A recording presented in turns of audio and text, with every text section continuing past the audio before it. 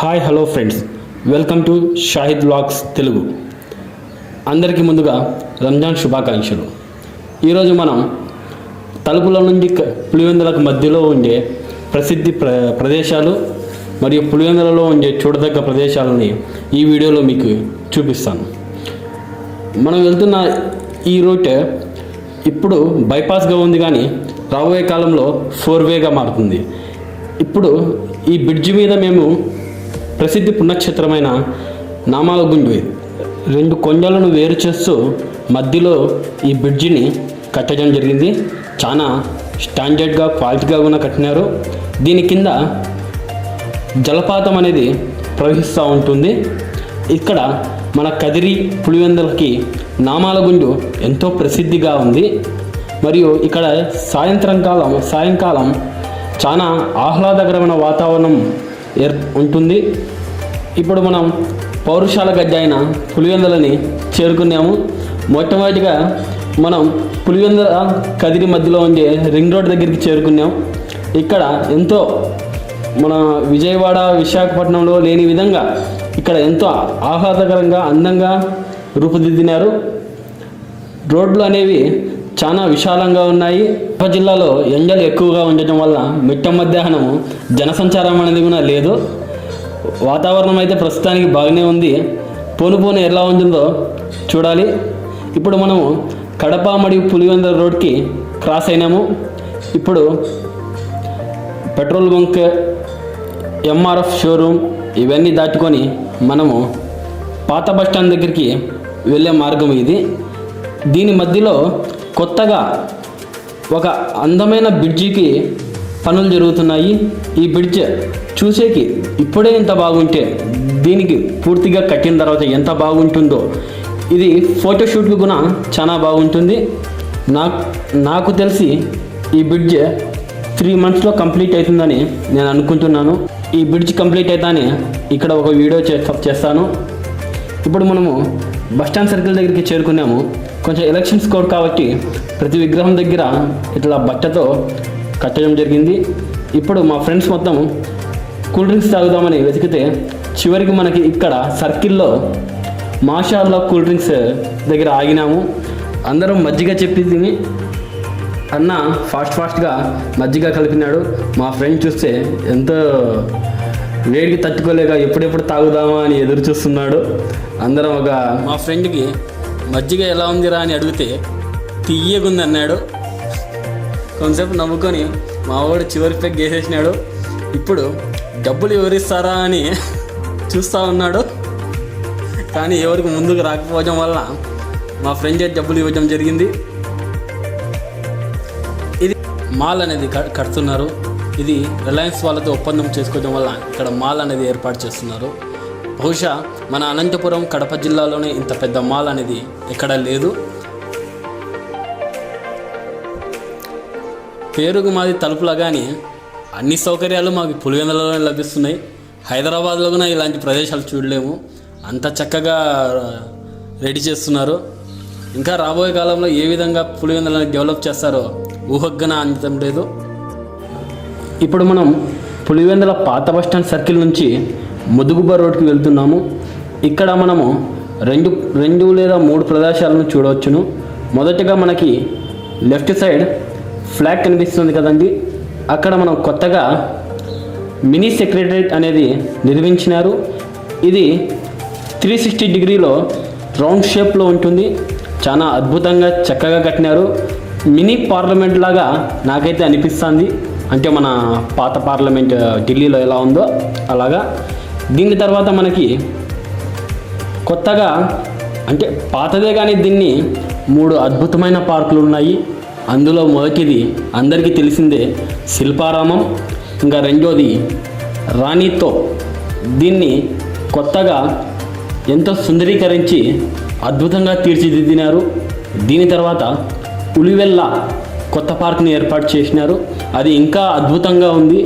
ఇన్ని సౌకర్యాలైనవి మన పులివెందులలో ఉండడం, మనం దాని పక్కన తలుపులలో ఉండడం మా అదృష్టంగా మేమైతే భావిస్తున్నాము. రాణితో దగ్గర అయితే ఇటువంటి ఛార్జెస్ అనేది వసూలు చేయడం జరిగింది. పెద్దలకి 20 రూపాయలు,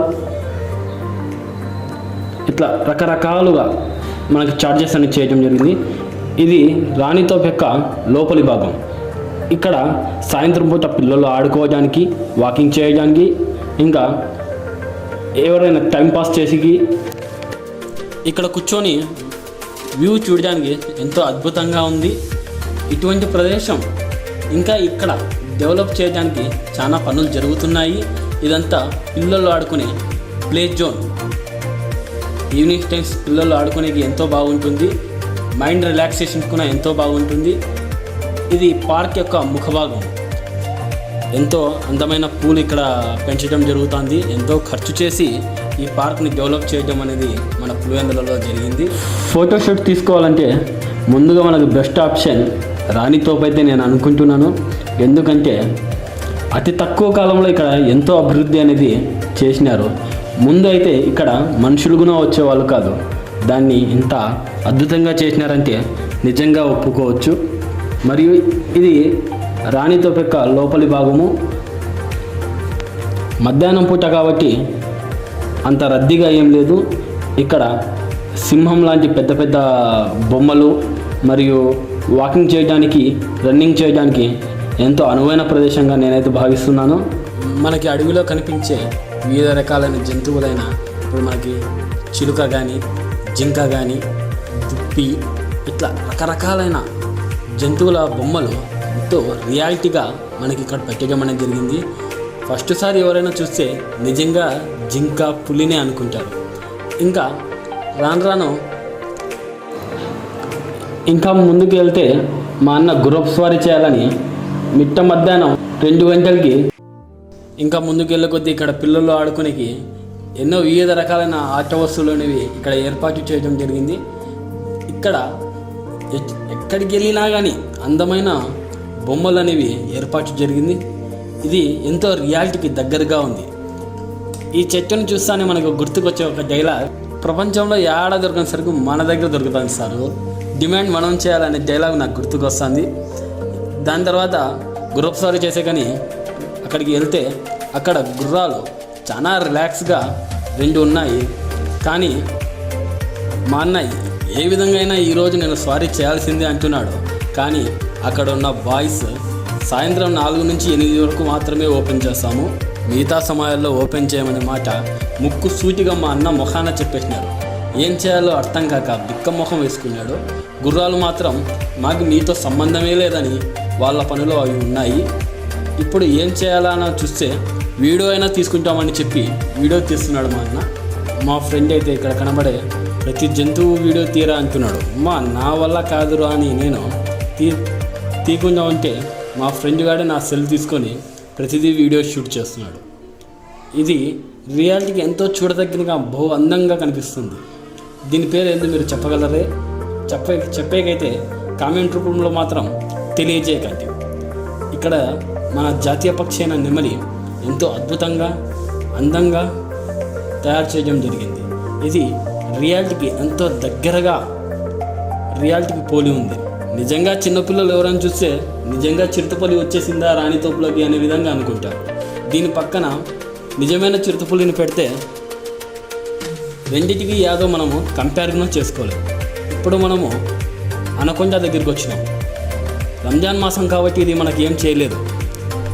కానీ నిజంగా అనకొండ అయితే మాత్రం మాకు మింగేస్తుంది. ఈ ట్రావెల్ బండిలో ట్రావెల్ చేద్దామంటే డ్రైవర్ భోజనానికి పోయినాడు.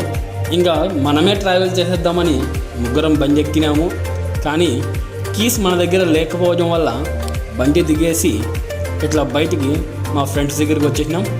వీళ్ళు మా ఫ్రెండ్ గాడు వడదెబ్బ తగిలి పడిపోయినాడో తెలియదు, నీళ్లు లేక పడిపోయినాడో నాకైతే తెలియదు, కానీ నిజానికైతే పడిపోయినాడు.